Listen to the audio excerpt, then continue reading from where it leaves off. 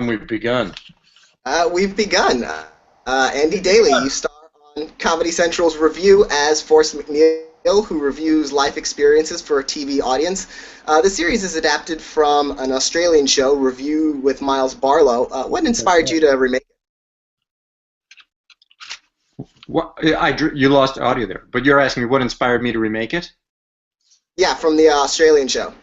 Well, it was sent to me. The Australian version was DVDs of it were sent to me from my agents, and I watched it, and I saw immediately that this character was a kind of guy I play a lot, like somebody who's very who seems very normal on the surface and is very reserved, but who goes to dark places, like just the last guy you would expect walking down the street to go to very dark places, and that's something I've done many times before, and I always enjoy doing, and it seemed like a good chance to do it. And also, I really enjoy that style of acting, that style of comedy that you get to do in a mockumentary where it's very grounded and it's very real. I think you have more opportunities to surprise your audience when something is really taking place in the real world. So I just sparked to it immediately.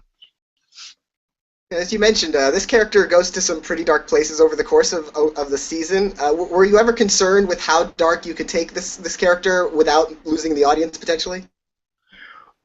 Well, not really. One of the things that we felt was important is that this guy would never do any of these things if not for this television show. So he's not a bad person who wants to do cocaine. He doesn't really want to go to orgies or get into road rage confrontations. He's not interested in doing any of this stuff. But the show that he's on requires him to do it.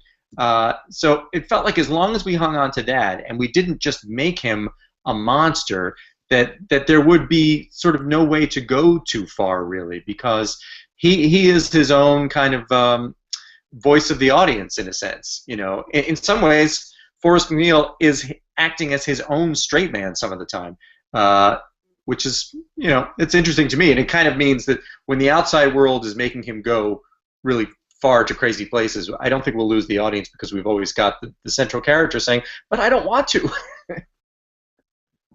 Now, American adaptations of foreign shows, it can be a tricky thing to pull off. For every success like The Office, there are half a dozen other shows that aren't as well received and don't last as long.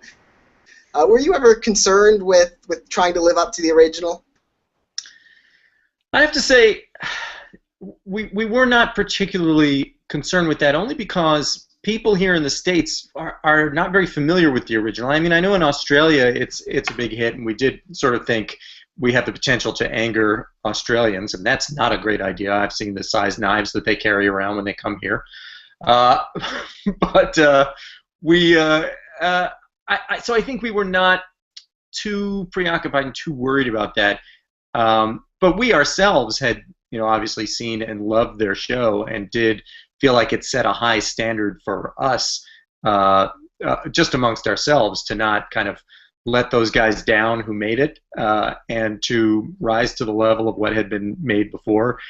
So there wasn't a great feeling like, I imagine when they were adapting The Office here in the United States, there was already such a following for Ricky Gervais's show, that they probably felt more pressure than we did doing a show that, for whatever reason, and hopefully our show will rectify this. People in the States were not terribly familiar with Review with Miles Barlow, but it is available on Hulu, and people should check it out because it really is great. What was the biggest change you made from the Australian to the American version? I guess the biggest change we made was to surround Forrest with more kind of regular characters. We gave him an intern, we gave him an assistant and a producer, and we made his wife much more of a character. We sort of fleshed out his world a little bit more for the purpose, I think, originally of the Australian version lasted 2 seasons, and this was sort of an answer to the question of, well, how can our version go for a long time? And part of it was to give him more people to play off of, more situations to get into that sort of will involve the people around his orbit. And so he's got a neighbor, and there are people in his past, people like Rich Fulcher's character, who we have the possibility to rope into stories and get more and more out of the stories as we go. An unintended consequence of adding all those characters really was that we have the potential to have hilarious, incredible actors in the show. I don't think we were thinking of it mainly as, just a way to get more legs out of the show, but it's so much fun to have people like H. Michael Kroner and Tara Karsian and James Urbaniak and of course Jessica St. Clair. So that ended up being win-win-win. So for developing those supporting characters on the show, did you always have in mind, you and the writers, that these characters would become important parts of the show, or did you sort of discover that over time as you were writing the season? A little bit of both, I think. I think in the early plotting out of the season, we did want to surround him with people who would get enmeshed with his reviews and would impact his reviews, and that his reviews would very much impact them. I think we definitely mapped out the season in a way to make the best use of the people around his world. Now, Forrest almost always wears the same suit when he's hosting his review show and in his day-to-day life, unless he's wearing like an astronaut uniform or, as often is the case, naked. Does he have a closet just full of duplicates? Just same brown suit after suit after suit? Yeah, I think so. I think if you open up his closet, that's all you see.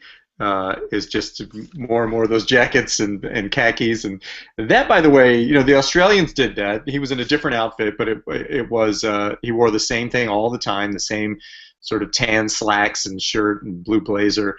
And I don't know why they did it, but to me it's very funny for somebody to be sort of branding himself as a public intellectual to always wear the same thing, and to think of it as like a uniform that allows him to go anywhere. I can go to a fancy restaurant, I can go anywhere I need to go in this very neutral outfit. Is very funny to me for a guy doing what Forrest does for a living. What we did not consider is that it also makes shooting this show so easy, that there's no consistency of costumes. You have to say, well, last time we saw him he was in this, so let's do it in this. And that actually, I don't know how we would have shot the show if I had to be constantly changing outfits like a normal human being, because I'm in everything and we block shot it out of order. So thank goodness I was always wearing the same clothes. And by the way, I hate changing clothes.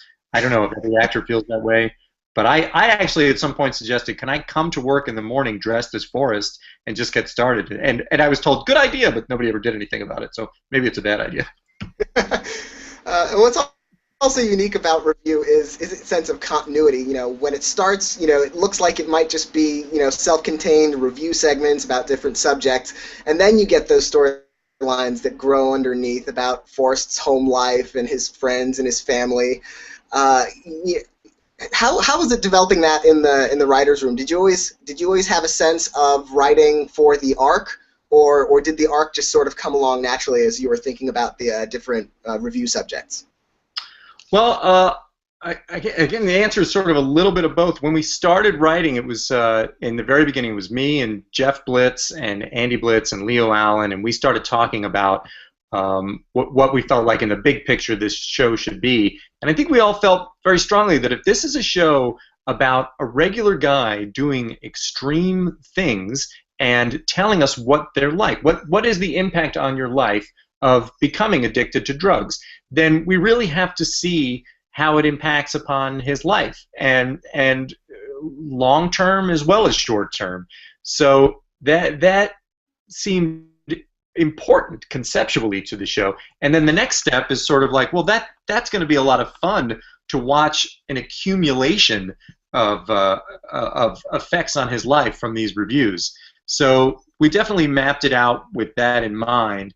But one thing that I think was kind of, we didn't initially plan on it, was to have the story of Forrest and his wife, or as she becomes by episode 3, his ex-wife, carry through the season quite as much as it did. I think our original thought was, let's get him divorced pretty early so that we can then send him on different kinds of escapades that a marriage would be too much of an obstacle to. You know, at least that's what I thought. Like, if we can get him divorced by episode 3, he can have sex with a celebrity, he can go to orgies, he can you know, get married on the spur of the moment and do all these other things that he couldn't do while married.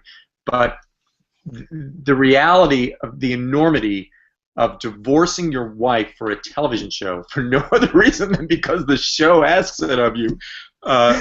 I think it was really Jeff Blitz who wisely said, like, that is so huge that it can't just be wiped away when it happens. Like, and plus we've got Jessica St. Clair, who is so great and so much fun in that role of, like, you know, the idiot who divorced her for no reason keeps popping back in and saying, hey, you know, can we get back together?